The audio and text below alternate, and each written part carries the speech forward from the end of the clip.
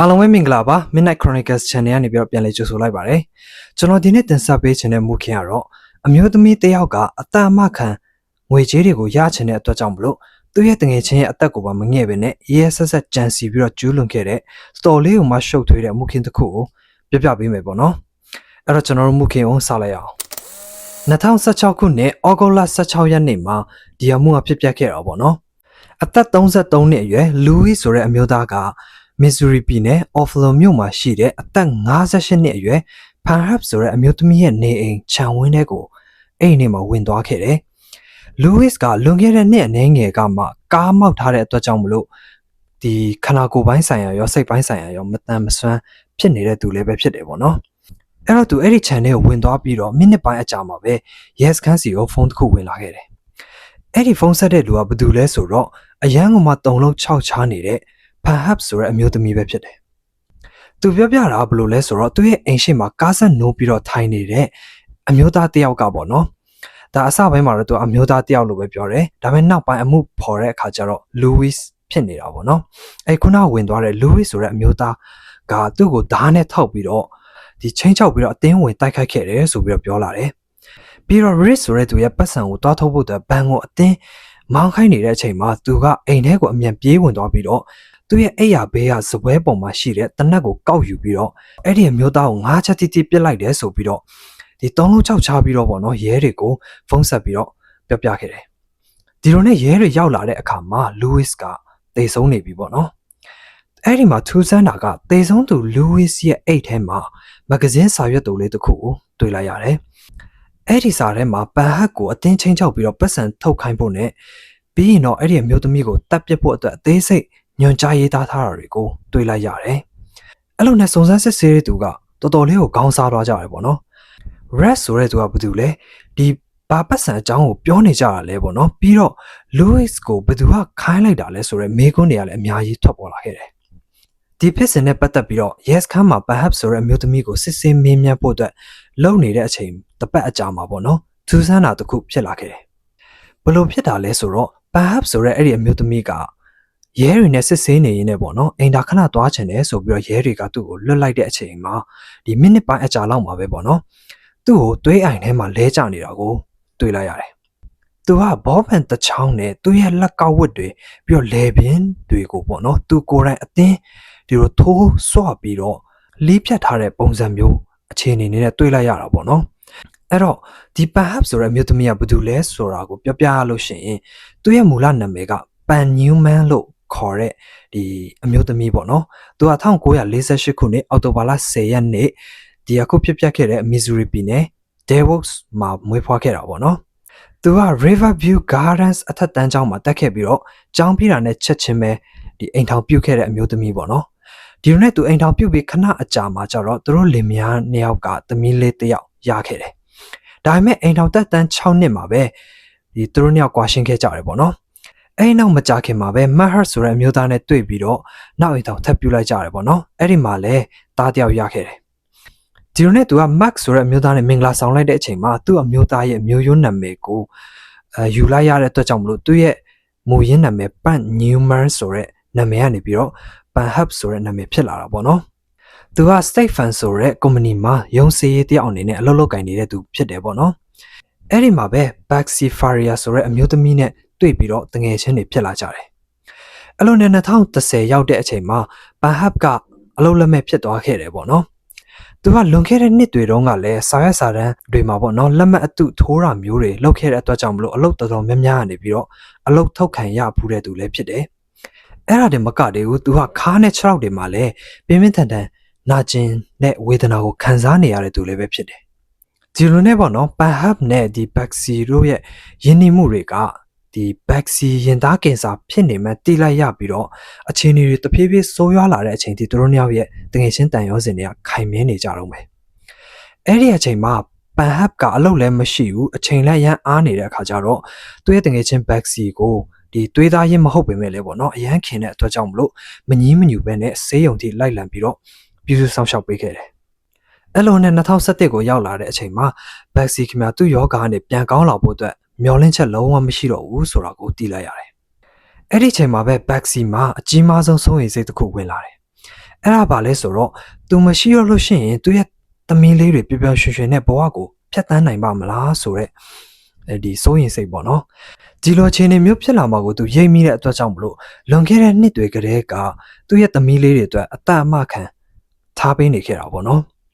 ဒါပေမဲ့ Baxi ကသူ့အမျိုးသားနဲ့အစင်မပြေဖြစ်နေတဲ့အတွက်ကြောင့်မလို့ဒီသူမရှိတော့လို့ရှိရင်ဒီသူ့ရဲ့အမျိုးသားပဲပတ်စံတွေကိုကြိုက်လောက်တုံးလိုက်ပြီးတော့ပေါ့နော်ကလေးတွေတော့ဘာမှရမှာမဟုတ်ဘူးဆိုပြီးတော့စပြီးတော့စိုးရင်လာခဲ့တယ်ဒီလိုနဲ့တေချာစဉ်းစားပြီးတော့သူ့ရဲ့တကယ်ချင်းပန်ဟပ်နဲ့ဒီတိုင်ပင်ပြီးတဲ့နောက်မှာပေါ့နော် Baxi ကအတအမခံကိုသူ့ရဲ့တကယ်ချင်းပန်ဟပ်ရဲ့နာမည်စီကိုပဲဒီလွှဲပြောင်းပေးလိုက်တယ်ပေါ့နော်အဲ့ဒီမှာပန်ဟပ်နဲ့သဘောတူညီထားတာပါလဲဆိုတော့အာမခံကြီးဒေါ်လာ3,500စလုံးကိုသမီးလေးတွေအသက်ပြည့်ပြီးတော့ပတ်စံကိုတုံးဆွဲလာနိုင်တဲ့အချိန်မရောက်မချင်းသမီးလေးတွေအတွက်တီးတန့်စွန့်ငွေအကောင့်တစ်ခုထဲမှာပဲဒီပတ်စံတွေကိုထည့်ထားပေးမယ်ဆိုတော့အရာကိုသဘောတူညီထားကြတာပေါ့နော်ဒီလိုနဲ့ Baxi ကအတအမခံကိုပန်စီလွဲပြောင်းပြီးတော့9ရက်အကြာ2011ခုနှစ်ဒီဇင်ဘာလ29ရက်နေ့မှာတော့ Baxi ရဲ့အမျိုးသား Res Faria ကသူတို့လင်မယားနဲ့အတူတူနေတဲ့အိမ်မှာပဲရှိနေခဲ့တယ်။အဲ့ဒီနေ့ကသူကအိမ်ကနေပဲဒီအလုပ်လုပ်နေတာပေါ့နော်။ဒီလိုနဲ့ညနေ9နာရီကိုရောက်တဲ့အချိန်မှာအလုပ်ပြီးတဲ့အချိန်ပေါ့နော်။အဲ့ဒီအချိန်မှာကီမိုဆေးသွင်းနေတဲ့သူ့ဇနီးကိုဖုန်းခဏဆက်ခဲ့တယ်။အဲ့ဒါပြီးတဲ့နောက်မှာကားကိုစီသွားထည့်ပြီးတော့ညနေ9:22မိနစ်လောက်မှာကျတော့သူ့ရဲ့အမေစီကိုဖုန်းဆက်ပြီးတော့အတူတူစားဖို့အတွက်ချိန်ထားတဲ့ညစာစားမယ့်အစီအစဉ်ကိုဖျက်သိမ်းလိုက်တယ်။အဲ့လိုနဲ့စတိုးဆိုင်လေးတစ်ခုစီကိုကားမောင်းသွားပြီးတော့ညနေ9:56မိနစ်လောက်မှာမုံနဲ့အေးတွေကိုအဲ့ဒီကနေဝယ်ယူပြီးတော့ဒီသူ့ရဲ့တငယ်ချင်း Michael Corbin ဆိုတဲ့သူရဲ့အိမ်ကိုမောင်းသွားခဲ့တယ်။အဲ့ဒီမှာပေါ့နော်သူနဲ့အခြားတငယ်ချင်း3ယောက်တို့ကဆိုလို့ရှိရင်ရုပ်ရှင်ကြည့်ဖို့အတွက်အစကတည်းကချိန်ထားကြတာပေါ့နော်သူတို့အုပ်စုကဒီလိုမျိုးအမြဲလိုတပတ်ကိုတစ်ကြိမ်အတူတူတွေ့ဆုံကြပြီးတော့ရုပ်ရှင်ကြည့်တာတွေမုတ်စားတာတွေအဲ့လိုစကားဝိုင်းဖွဲ့တာမျိုးတွေဒီမကြာခဏလှုပ်လေ့ရှိကြတာပေါ့နော်အဲ့လိုနဲ့ည9နာရီလောက်ရောက်တဲ့အခါမှာတငယ်ချင်းတွေအတီးတီးလမ်းခွဲလိုက်ကြတယ်ပေါ့နော်အဲ့ဒီနောက်မှာ Risk ကသူအပြန်လမ်းမှာပေါ့နော် sandwich နဲ့မုတ်တွေကိုဝယ်ပြီးတော့ည9:40မိနစ်လောက်မှာအိမ်ကိုပြန်ရောက်လာခဲ့တယ်အိမ်ထဲကိုဝင်လိုက်တဲ့အချိန်မှာဒီအရာအားလုံးကဒီငကိုအတိုင်းပဲပေါ့နော်ဘာမှပြောင်းလဲတာမျိုးမရှိဘူးဒါပေမဲ့သူခြေလမ်းအနှဲငယ်လောက်ရှောက်လန်းပြီးတော့အထဲကိုဝင်လိုက်တဲ့အချိန်မှာကျမ်းပြင်ပေါ်မှာသွေးကွက်တွေအများကြီးပိတ်ပွားနေတာကိုသတိထားမိလိုက်တယ်အဲ့လိုနဲ့သူခြေလမ်းတွေကိုဆက်ပြီးတော့အနှဲငယ်လောက်ရှေ့ကိုထပ်လန်းလိုက်တဲ့အချိန်မှာသူတွေးလိုက်ရတာကဒီအသက်မဲ့နေတဲ့ခန္ဓာကိုယ်ကြီးနဲ့လဲကျနေတဲ့သူ့ရဲ့ဇနီးကိုတွေးလိုက်ရတယ်အဲ့ဒီမှာသူ့ရဲ့အမျိုးသမီး Baxi ရဲ့လက်ကောက်ဝတ်တွေကအယိုးတော်ပေါ်တဲ့အထိလီးဖြတ်ခံရပြီးတော့လေပြင်းမှာဆိုလို့ရှိရင်လည်းမိဖို့ကြောင့်တုံးဓာကြီးတစ်ချောင်းစိုက်ဝင်နေတဲ့အခြေအနေမျိုးနဲ့ကိုသူမြင်လိုက်ရတယ်ပေါ့နော်အဲ့ဒီချိန်မှာသူကတော်တော်လေးသုံးလုံး6ချပြီးတော့လုံးဝကို short ရသွားပြီးတော့ပေါ့နော် Risk ကချက်ချင်းပဲ911ကိုအရေးပေါ်ဖုန်းဆက်ပြီးတော့သူ့ရဲ့ဇနီးကိုတက်တည်သွားပါတယ်ဆိုပြီးတော့စိတ်လွတ်ကိုလွတ်နေကိုငိုယိုပြီးတော့ပြောခဲ့တယ်ဒါပေမဲ့ရဲတွေကဒီမကြခင်မှာပဲပေါ့နော်အဲ့ဒီနေရာကိုရောက်လာကြတဲ့အချိန်မှာတခုခုမတင်ကားစရာကောင်းနေပြီဆိုတာကိုချက်ချင်းသတိထားမိလိုက်ကြတယ်အဲ့လိုနဲ့ရဲတွေက Baxi မတေခင်ကအဖြစ်ပြက်တွေကိုပြန်လည်ပြီးတော့စုံစမ်းစစ်ဆေးကြတာပေါ့နော်အဲ့ဒီမှာ Baxi ကိုနောက်ဆုံးမတေခင်ကတွေ့ခဲ့တဲ့သူဟာဆိုလို့ရှိရင် Bahab ဆိုတဲ့အမျိုးသမီးတငယ်ချင်းဖြစ်နေတဲ့အတွက်ကြောင့်မလို့ Bahab ကရဲတွေကိုသူ့တငယ်ချင်းရဲ့ကိစ္စနဲ့ပတ်သက်ပြီးတော့အတော်လေးကိုကူညီပေးနေခဲ့တယ်ပန်ပြပြတာကကြတော့အဲ့ဒီနေ့က Baxi ကိုကီမိုဆေးသွင်းဖို့အတွက်သူ့ရဲ့အမေအိမ်ကနေတွားကြိုဖို့အတွက်လုပ်ခဲ့တာပေါ့နော်ဒါပေမဲ့သူ့ရဲ့တငယ်ချင်းအိမ်ကိုရောက်တဲ့အချိန်မှာ Baxi ကတခြားတငယ်ချင်းတစ်ယောက်နဲ့ဆေးရုံကိုတွားနေပြီဆိုတာကိုသူ့အိမ်ရောက်မှသိလိုက်ရတယ်ပေါ့နော် Baxi ကလည်းသူ့တငယ်ချင်းနဲ့ဆေးရုံတွားနေပြီဆိုတဲ့အကြောင်းကိုလည်း Bahab စီကိုစာပို့ပြီးတော့အကြောင်းကြားပြီးသားမျိုးလည်းဖြစ်နေခဲ့တယ်ဒါပေမဲ့လည်း Bahab ကသွားလက်စားနဲ့မထူတော့ပါဘူး Baxi စီကိုတွားပြီးတော့သူဆေးသွင်းပြီးတာနဲ့တခါတည်းကြိုခဲ့လိုက်မယ်ဆိုပြီးတော့အဲ့လိုနဲ့ပေါ့နော်ဆေးရုံထိလိုက်သွားပြီးတော့ဆေးကုသမှုပြီးတာနဲ့ Baxi ကိုပေါ့နော်အိမ်ကိုပြန်ပြီးတော့လိုက်ပို့ပေးခဲ့တယ်။ဘာဟိုက်ပြတ်ထွက်ဆိုချက်အရဆိုလို့ရှိရင် Baxi ကိုည9နာရီလောက်မှာအိမ်ရှိထိလိုက်ပို့ပေးခဲ့တယ်လို့ဆိုတယ်။ဒီလိုနဲ့ပြစ်မှုတွေဖြစ်ပြီးနောက်တစ်နေ့မှာပဲရဲတွေက Baxi ရဲ့ယောက်ျား Res ကိုဖမ်းဆီးလိုက်ကြတယ်။အကြောင်းရပါလဲဆိုတော့အရေးပေါ်ဖုန်းဆက်တဲ့အချိန်တုန်းကသူပြောခဲ့တဲ့စကားတွေကမတင်ကားစရာဖြစ်နေတာပေါ့နော်။ဒီလိုရဲဆက်ဆက်အသက်ခံရတာကိုဘာလို့မြောက်ကိုတက်သေးပါလဲဆိုပြီးတော့ ဒီတထစ်ချကြီးပြောနိုင်ရတယ်လေပေါ့နော်အဲ့ဒါကိုစုံစမ်းစစ်ဆေးသူတွေကလုံးဝကိုဒီမယုံနိုင်ဘူးဖြစ်နေတာပေါ့နော် rest ဘက်ကကြတော့သူကအရန်ကိုထိတ်လန့်တုန်လှုပ်နေတဲ့အတွက်ကြောင့်မလို့ဖြစ်သွားရတာပါဆိုပြီးတော့ခြေပခဲ့တယ်ပေါ့နော်အဲ့ဒါပင် Baxia ဆိုလို့ရှိရင်အရင်ကလည်းကိုနာကျင်အောင်လောက်တာမျိုးတွေရှိခဲ့ဘူးတဲ့ဆိုတော့ဒီရာဇဝင်မျိုးရှိတယ်ဆိုပြီးတော့ရဲတွေကိုပြပြရတယ်ပေါ့နော်ဒါပေမဲ့အဲ့ဒီစင်ချေကအစွမ်းစစ်ဆေးသူတွေကိုဒီကျင်းနဲ့စေတဲ့အရာမျိုးတော့မဖြစ်စေခဲ့ဘူးပေါ့နော်အဲ့လိုနဲ့ရဲတွေကသူ့ကိုစစ်ဆေးမင်းမြတ်တဲ့အခါမှာ rest ရဲ့အပြုတ်မှုပုံစံတွေကထူးဆန်းနေတယ်ပေါ့နော်တခါတလေမှသူ့ရဲ့ဇနီးတေဆုံးတဲ့အကြောင်းကိုလုံးဝအေးဆေးဆေးနဲ့စိတ်လှုပ်ရှားမှုလုံးဝမရှိဘဲနဲ့ကိုပြောပြတယ်ဒါပေမဲ့တခါတလေကြပြန်တော့လေသူ့ကိုယ်သူစိတ်မထိန်နိုင်မဲ့တဲ့ဒေါသတွေပောက်ကွဲပြီးတော့ပြောတာမျိုးတွေရှိလာတယ်ပေါ့နော်အဲ့တော့ rest နဲ့ပတ်သက်ပြီးတော့ဘဟမ်ကိုစုံစမ်းစစ်ဆေးသူတွေမေးမြန်းတဲ့အခါမှာဘဟမ်ကရဲတွေစိုးရိမ်နေတာတွေကိုပို့ပြီးတော့အတီးပြုတ်ပေးတဲ့ပုံစံမျိုးဖြစ်သွားစေခဲ့တယ်။ဘာလို့လဲဆိုတော့ rest ကဒီလိုပြစ်မှုမျိုးကိုကျူးလွန်နိုင်လောက်တဲ့သူလို့သူယုံကြည်တဲ့အကြောင်းကိုဘဟမ်ကထွက်ဆိုခဲ့လို့ပေါ့နော်။တေဆုံးသွားတဲ့အမျိုးသမီး Baxi နဲ့သူတို့နှစ်ယောက်ပေါင်းတင်နေတဲ့တခြားလုံးမှာဆိုလို့ရှိရင်လေသူ့ရဲ့အမျိုးသား rest ကသူ့ကိုအကြမ်းဖက်လေးရှိတဲ့ဆိုတဲ့အကြောင်းကိုသူ့ကိုပြတယ်ပေါ့နော်အဲ့ဒါကိုလည်းပန်ကရဲတွေကိုထွက်ဆိုတယ်အဲ့ဒါတွေမကသေးဘူးပေါ့နော် rest ကအတမ်းမခံပတ်စံတွေကိုဘလောက်တောင်ရချင်နေလဲဆိုတဲ့အကြောင်းနဲ့ပတ်သက်ပြီးတော့သူ့ကိုခဏပြောလာတယ်ပေါ့နော်အဲ့ဒီနောက်ပိုင်းမှာဆိုလို့ရှိရင်ဘလောက်ဆိုးလာလဲဆိုတော့ rest က Baxi ရဲ့မျက်နှာကိုခေါင်းအုံးနဲ့ပေါ့နော်သူ့ရဲ့ယောက်ျားအားနဲ့ဖိပြီးတော့မှဒါကိုကျင့်ထားရအောင်လှုပ်စမ်းပါမင်းတေတော့ရင်ဒီအတိုင်းပဲဖြစ်မှာဆိုတဲ့စကားမျိုးတွေသူ့ပြောလေးရှိတယ်ဆိုတဲ့အကြောင်းကိုရဲတွေကသိလာရတယ်ပေါ့နော်နောက်ပြီးတော့ဘဟပ်ရဲ့ပြပြချက်အရာပေါ့နော် Baxi ဟာသူမသေးဆုံးမီနေ့က rest နဲ့စကားပြောဖို့အတွက်ပြင်ဆင်ထားခဲ့တာဖြစ်ပြီးတော့သူ့အမေအိမ်နဲ့ပုံနီးတဲ့နေရာမှာပဲပေါ့နော်သူတယောက်တည်းတီးတန့်ခွင်းနေချင်တဲ့အကြောင်းအကြံပြုဖို့အတွက်လုပ်နေခဲ့တာလည်းဖြစ်နေတယ်အဲ့ဒါပြင်ဘဟပ်ကစုံစမ်းစစ်ဆေးသူတွေကို Baxi ရဲ့ laptop ကိုပါတေချာလေးစစ်ဆေးကြည့်ဖို့အတွက်အကြံပေးခဲ့တယ်အဲ့ဒီမှာအံ့ဩစရာကောင်းတာကစုံစမ်းစစ်ဆေးသူတွေဒီ laptop ကိုစစ်ကြည့်လိုက်တဲ့အချိန်မှာဘဟပ်ထွက်ဆိုခဲ့တာတွေကိုလုံးဝအတိပြုတ်ပေးနိုင်မဲ့ Baxi ကသူ့အမျိုးသားကိုတကယ်ပဲကြောက်လန့်နေခဲ့တာကိုပြသနေတဲ့စာရွက်စာတမ်းတစ်ခုကိုတကယ်ပဲတွေ့လိုက်ရတယ်။ဒါပေမဲ့အဲ့ဒီမှာရဲတွေတတိပြုတ်မိလိုက်တာတစ်ခုကပါလဲဆိုတော့အဲ့ဒီစာရွက်စာတမ်းကို Microsoft Word 97ဆိုတဲ့ဒီ software နဲ့ရေးသားထားတာဖြစ်ပြီးတော့အဲ့ဒီ Word 97 software อ่ะဆိုလို့ရှိရင် Baxi ရဲ့ laptop ထဲမှာလုံးဝထည့်သွင်းထားတာမျိုးရှိမနေဘူးအဲ့ဒါတွေမကသေးဘူးပေါ့နော်အဲ့ဒီစာရွက်စာတမ်းอ่ะဆိုလို့ရှိရင်သုံးဆွဲတဲ့သူဒီ user name ပေါ့နော်လုံးဝမပါဘဲနဲ့တင်စီထားတဲ့တစ်ခုတည်းတော့ file ဖြစ်နေတာကိုပါရဲတွေကတွေ့လိုက်ရတယ်ဒါပေမဲ့လည်းပေါ့နော်ဒီသက်တွေကို rest ကိုစန့်ကျင်ဖို့အတွက်အသုံးပြုခဲ့ကြပြီးတော့2012ခုနှစ်ဇန်နဝါရီလ4ရက်နေ့မှာတော့ rest ကသူ့ဇနီးကိုတပ်ဖြတ်တဲ့မှုနဲ့တရားစွဲဆိုခြင်းခံလိုက်ရတယ်။တရားခွင်မှာကြတော့ပေါ့နော် rest ရဲ့ရှေ့နေဂျိုးကဒီ rest ဘက်ကနေပြီးတော့ခုခံချေပပေးခဲ့တယ်။သူ့အတွက်ကဘယ်လိုလဲဆိုတော့ Baxi မတည်ခင်နောက်ဆုံးတွေ့ခဲ့တဲ့သူကပန်ဟပ်ဖြစ်နေတာကတကယ်ကိုမတင်ကားစရာကောင်းနေတယ်ပေါ့နော်။အထူးသဖြင့်ဒီအဖြစ်ပြတ်မတိုင်ခင်9ရက်အလိုတုန်းကအတအမခံပတ်စံတွေကိုဘဟပ်နာမည်စီပြောင်းလဲပေးခဲ့တာဆိုလို့ရှိရင်လေပို့ပြီးတော့မတင်ကားစရာကောင်းနေတယ်ပေါ့နော်အဲ့ဒါတွေမကသေးဘူးပန်ဟပ်မှာခိုင်လုံတဲ့တပ်တွေအာလီပိုင်လဲလုံးဝရှိမနေဘူးသူပြောတာကတော့အဲ့ဒီညနေပိုင်းမှာအိမ်မှာပဲတယောက်တည်းရှိနေခဲ့တာဆိုပြီးတော့ပြောတယ်ပေါ့နော်သူကည9:20မိနစ်လောက်မှာ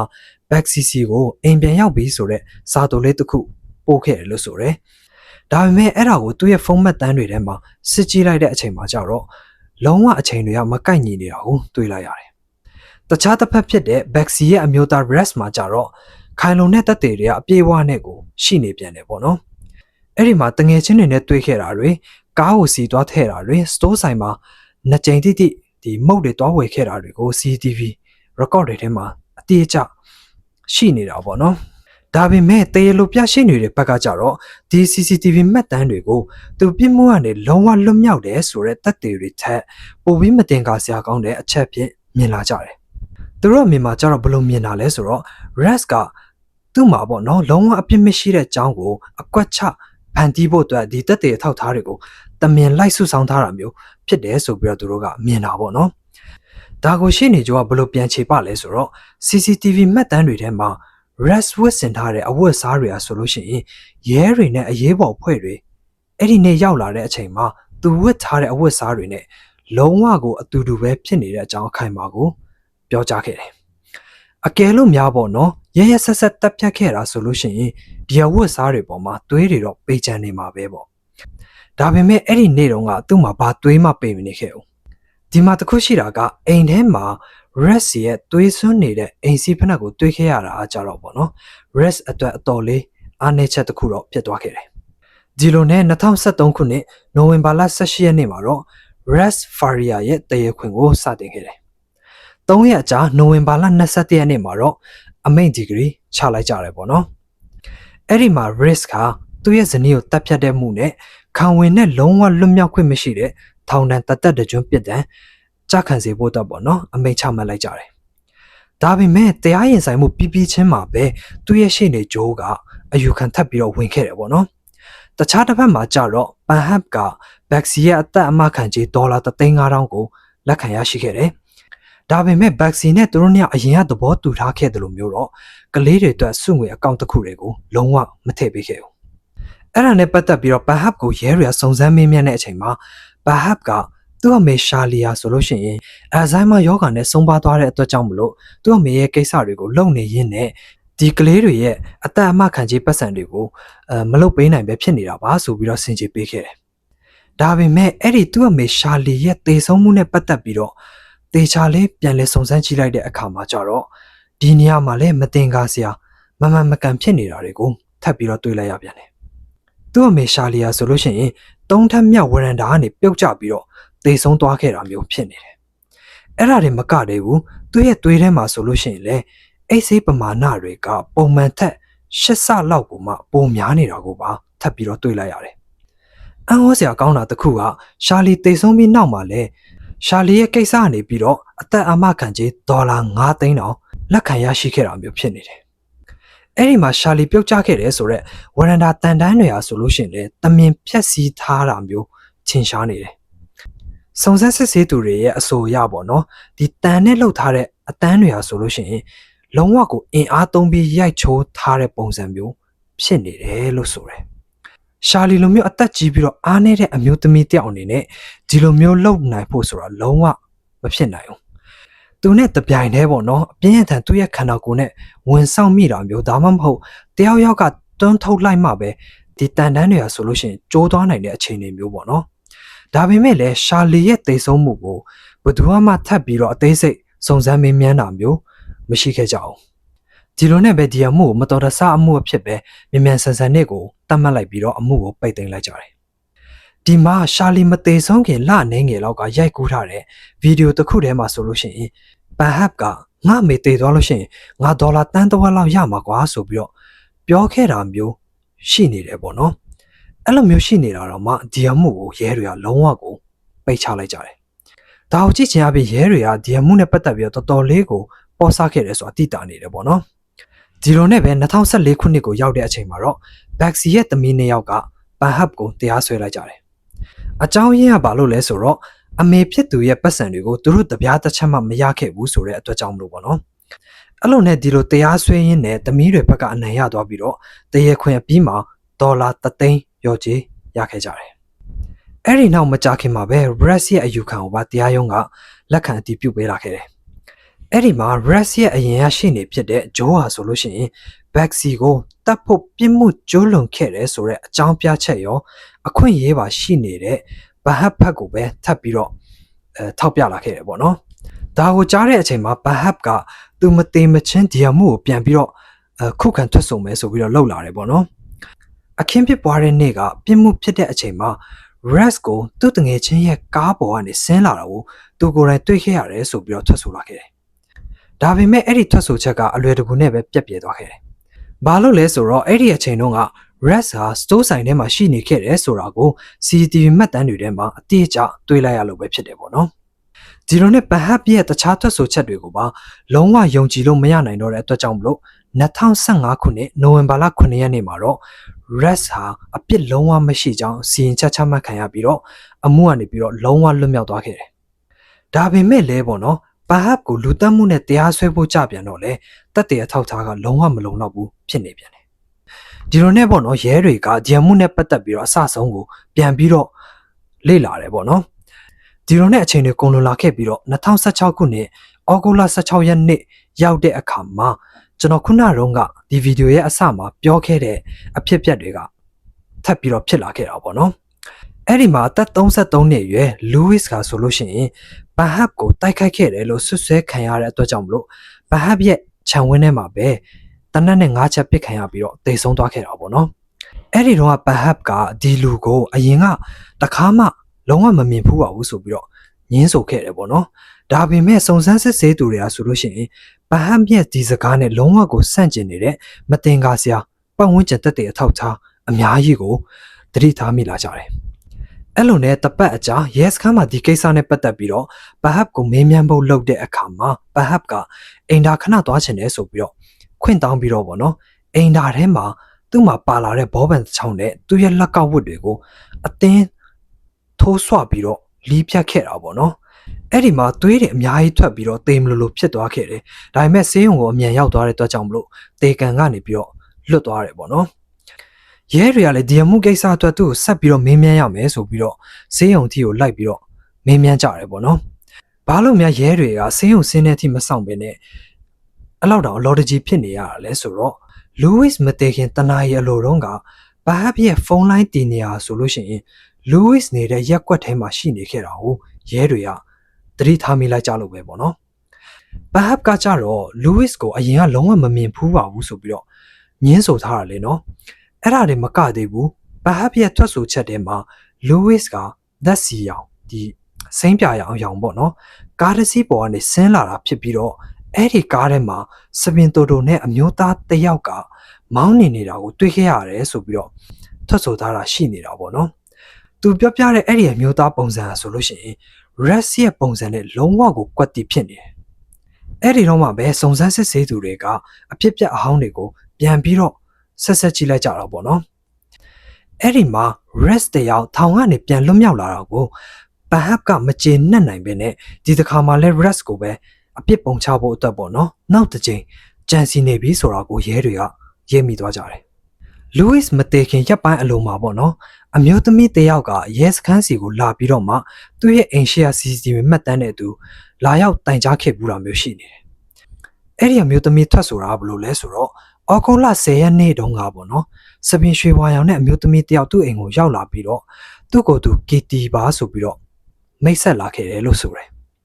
KT ရပေါ့နော်သူ့ကိုသူရုပ်မြင်သံကြားထုတ်လုပ်တဲ့သူ TV producer တယောက်ပါဆိုပြီးတော့သူ့ကိုပြောပြီးတော့မှသူ့ရဲ့အစီအစဉ်မှာပါဝင်ရိုက်ကူးချင်လားဆိုပြီးတော့သူ့ကိုမေးတယ်ပေါ့နော်ဒီအစီအစဉ်ထဲမှာနေပါမယ်ဆိုလို့ရှိရင်ဓမြတိုက်ခံရတဲ့အကွက်ကိုတရုတ်ဆောင်ပြရမှာပြီးလို့ရှိရင်911ကိုအရေးပေါ်ဖုန်းဆက်တဲ့ပုံစံမျိုးဟန်ဆောင်ပြီးတော့လုပ်ပြရမယ်ဆိုပြီးတော့သူ့ကိုပြောခဲ့တယ်ပေါ့နော်ဒါပေမဲ့အဲ့ဒီမျိုးသမီးကပေါ့နော်ဒါကိုကြားလိုက်ရတဲ့အချိန်မှာဒီအခြေအနေကြီးကိုသူအရန်ထူးဆန်းနေလို့ခံစားလိုက်ရတယ်ပေါ့နော်ဘာလို့လဲဆိုတော့ KT မှာဘာကင်မရာအဖွဲ့သားမှလည်းပါမလာဘဲနဲ့သူဘယ်သူဘယ်ဝါဖြစ်တယ်ဆိုတော့တက်တည်ပြနိုင်တဲ့ထောက်ထား ID ကတ်လည်းလုံးဝကိုမပြနိုင်ခဲ့တဲ့အတွက်ကြောင့်မလို့ပဲပေါ့နော်အဲ့လိုနဲ့ဒီ CCTV မှတ်တမ်းတွေကိုပြန်လည်ပြီးတော့စစ်ဆေးကြည့်လိုက်တဲ့အခါမှာစုံစမ်းစစ်ဆေးသူတွေကအဲ့ဒီ TV producer ဆိုတဲ့သူဟာဆိုလို့ရှိရင်တခြားသူမဟုတ်ဘဲနဲ့ Bahab ကိုယ်တိုင်ဖြစ်နေတာကိုဖော်ထုတ်နိုင်လိုက်ကြတယ်အဲ့လိုနဲ့ပဲပေါ့နော်ဒီအဖြစ်ပြက်အမှန်ကိုခန့်မှန်းကြည့်လို့ရသွားခဲ့တယ်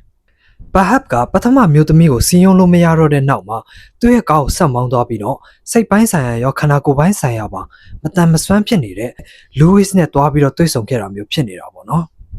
Lewis ခင်ဗျားလည်းဒါက TV စီစဉ်တစ်ခုအတွက်အကယ်ဒမီတရုတ်ဆောင်ရိုက်ကူးနေတာပဲလို့အထင်မှတ်မှားပြီးတော့ Bahab ရဲ့မတင်ကားစရာဆိုပြုချက်ကိုလက်ခံမိလိုက်ခဲ့တာပေါ့နော်အဲ့ဒီမှာ Lewis ရဲ့အိတ်ထဲမှာတွေ့ခဲ့ရတဲ့ညွန်ကြားချက်စာရွက်တူလေးอ่ะဆိုလို့ရှိရင်လေ Bahab ကိုယ်တိုင်သုံးဆွဲနေကြစာရွက်အမျိုးအစားနဲ့လုံးဝကိုအတိအကျတူညီနေတာကိုတွေ့ခဲ့ရတယ်။အဲ့ဒါတွေမကသေးဘူးပေါ့နော်။ပတ်စံတွေထည့်ထားတဲ့စာအိတ်တွေကိုလည်းထပ်ပြီးတော့တွေ့လိုက်ရတယ်။ကြည့်ရတာပေါ့နော်။ Bahab ရဲ့အစီအစဉ်ကဒီစာရွက်တူအတုတွေကိုအသုံးပြုပြီးတော့ Lewis နဲ့ Rex တို့နှစ်ယောက်ကပူပေါင်းကြံစီခဲ့ကြတာဖြစ်ပြီးတော့ Baxi ကိုလည်းသူတို့နှစ်ယောက်ပေါင်းပြီးတော့တက်ခဲ့ကြတာပါဆိုတဲ့ပုံစံမျိုးဖြစ်အောင်လို့ဖန်တီးချင်နေခဲ့တဲ့ပုံမျိုးပေါက်နေတာပေါ့နော်ဒါပေမဲ့ဒီအစီအစဉ်ကသူ့ဘက်ကိုပဲပြန်လှည့်သွားခဲ့တယ်ဒီလိုနဲ့2019ခုနှစ်ဇွန်လ19ရက်နေ့မှာကျတော့ Bahab က Lewis ကိုတပ်ဖြတ်တဲ့မှုနဲ့တရားစွဲဆိုခြင်းခံလိုက်ရတယ် ဒါပေမဲ့သူကတော့ဒီနေ့ဒီအချိန်ထိသူ့မှာပြစ်မရှိပါဘူးဆိုပြီးတော့ပဲဆက်လက်ညှင်းဆုံနေတော့မယ်လက်ရှိမှာဘက်ဆီရဲ့တပ်ဖြတ်ခံရတဲ့အမှုကိုပြန်လည်ပြီးတော့စုံစမ်းစစ်ဆေးနေကြသေးပဲပေါ့နော်ပြီးတော့ဘာဟပ်ရဲ့အမေတိတ်ဆုံးခဲ့ရတဲ့အကြောင်းရင်းကိုလည်းမတော်တဆမှုမဟုတ်တော့ဘဲနဲ့အတိအကျမပြောနိုင်သေးတဲ့တိတ်ဆုံးမှုအဖြစ်ကိုပဲလက်ရှိမှာပြောင်းလဲသတ်မှတ်ထားကြတယ်ပေါ့နော်ဒီတော့တနက်နဲ့9ချက်ပစ်ခံရပြီးတော့တိတ်ဆုံးသွားခဲ့တဲ့ Louis အမှုနဲ့ပတ်သက်ပြီးတော့ကြတော့လွန်ခဲ့တဲ့2019ခုနှစ်ရဲ့ဩဂုတ်လ12ရက်နေ့မှာပဲ Perhaps ကို Louis ကိုတပ်ဖြတ်ခဲ့တဲ့အမှုအတွက်ခံဝင်နဲ့လွတ်မြောက်ခွင့်လုံးဝမရနိုင်တဲ့ထောင်ဒဏ်တသက်တကြွပြစ်ဒဏ်ချမှတ်ခဲ့တယ်။နောက်ပိုင်းမှာတော့သူက Louis ကိုတတ်ခဲ့ပါတယ်ဆိုတော့အကြောင်းနဲ့ပတ်သက်ပြီးတော့စာရွက်ပေါ်မှာဝန်ခံထွက်ဆိုသဘောတူခဲ့တယ်ပေါ့နော်။နောက်ပြီးတော့2020 March လမှာကျတော့အပြစ်မရှိဘဲနဲ့ထောင်ထဲမှာနှစ်တိတိမတရားကြခံခဲ့ရတဲ့ risk အတွက်ပေါ့နော်။နှစ်နာကြီးအနေနဲ့ဒေါ်လာ2တန်းပေးလျော်ဖို့တရားရုံးကအမိန့်ချမှတ်ပေးခဲ့တယ်။အဲ့လိုနဲ့2020စက်တင်ဘာလအရောက်မှာတော့ဘာဟပ်ရဲ့အမျိုးသားဖြစ်တဲ့မဟာဘ်ကသူတို့ရဲ့အိမ်ထောင်ရေးကဘလို့မှပြန်ဆက်လို့မရနိုင်တော့လောက်အောင်ပျက်စီးသွားပြီဆိုပြီးတော့ကွာရှင်းခွင့်လျှောက်ထားခဲ့ပြန်တယ်ပေါ့နော်အဲ့ဒီနောက်တစ်နှစ်2021ခုနှစ်ဇူလိုင်လမှာကျတော့ Perhaps က Baxi ကိုတပ်ဖြတ်ခဲ့တဲ့အမှုနဲ့ပါနောက်ဆုံးမှာတရားဝင်တရားစွဲဆိုခြင်းထပ်ပြီးတော့ခံလိုက်ရတယ်ဒီလိုနဲ့ပဲ2022ခုနှစ်ရောက်မှာတော့ Perhaps ရဲ့အမှုတွေကိုအသေးစိတ်ပြန်လဲဖော်ထုတ်ပြီးတော့ရိုက်ကူးထားတဲ့ The Thing About Pam ဆိုတဲ့ရုပ်သံစီရီးပါထွက်ရှိလာခဲ့တယ်ပေါ့နော်ဒီမှုခင်ကတော့ဒီလောက်ပဲပေါ့နော်ဒီမှုခင်နဲ့ပတ်သက်ပြီးတော့တငယ်ချင်းတို့ဘယ်လိုမျိုးယူဆလဲဘာဟပ်ကတကယ်ပဲသူ့အမေကိုတတ်ခဲ့ရလို့ထင်လားတငယ်ချင်းတို့ရဲ့အမြင်တွေကို comment မှာမှတ်တော့ပေးခဲ့လို့ရပါတယ်ဒီမှုခင်ကိုလည်းအားလုံးကြိုက်ကြလိမ့်မယ်လို့ကျွန်တော်မျှော်လင့်ပါတယ်အဲ့တော့ကျွန်တော်တို့နောက်ဗီဒီယိုမှာပြန်တွေ့ကြမယ် see you in the next video bye